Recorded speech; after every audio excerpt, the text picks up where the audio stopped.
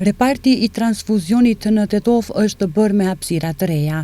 Amir Elezi, drejtori i Institutit të Transfuziologjisë, tha se qendra e transfuzionit në Tetov ka karakter rajonal dhe ofron shërbime për gjithë fushën e Pollogut. Rinovimi i këtij objekti ka filluar në vitin 2024 dhe ka përfunduar tani dhe hapim zyrtarisht objektin e ri të mjekësisë së transfuzionit të gjakut.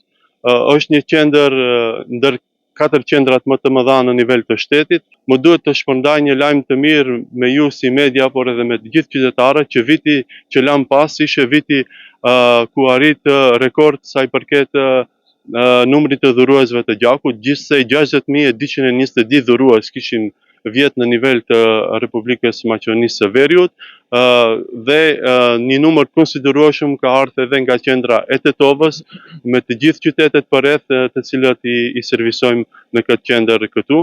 Ndërsa Ministri i Shëndetësisë Azir Aliu tha se përpos hapësirave moderne ka dhe teknologji të avancuar, ndërsa i pret që së shpejti të hapet dhe konkursi për punësim, që kjo qendër të plotëson dhe mungesat e kuadrit që i ka. Pra sot jemi këtu për të inauguruar hapësirat e reja për transfuziologji, që janë edhe në aspekt fizik moderne dhe në aspekt teknologjik të moderne dhe në përputhje me nevojat që i kemi këtu në Tetov. Pra është një nga qendrat, siç e përmendi edhe drejtori regionale, që jep shërbime për këtë pjesë të shtetit. Uroj që më tej të vazhdojmë edhe në shtyllën e dytë në aspektin e kapaciteteve njerëzore. Pra shumë shpejt do të hapet edhe procedura për punësime të mjekëve dhe motrave medicinale, me qëllim që të kemi edhe kapacitete njerëzore në përputhje me nevojat që kemi këtu në Tetov.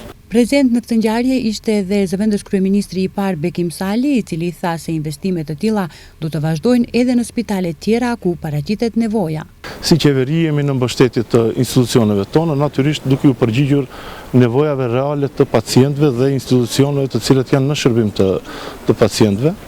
Ashtu si që ceku edhe vetë Ministri Aliu, do të jemi në vazhdimësi në përkrahje të Institutit të Transfuziologjisë, po edhe të Spitalit të Klinikë të Tetovës, duke pas parasysh se është një qendër e cila ka të bën me rajonalizimin e shërbimeve shëndetësore. Deri më tani reparti i transfuzionit ka qenë i vendosur në objektin kirurgjikal në Spitalin e Tetovës, ndërsa në ato hapësira tani do të vendoset kirurgjia torakale.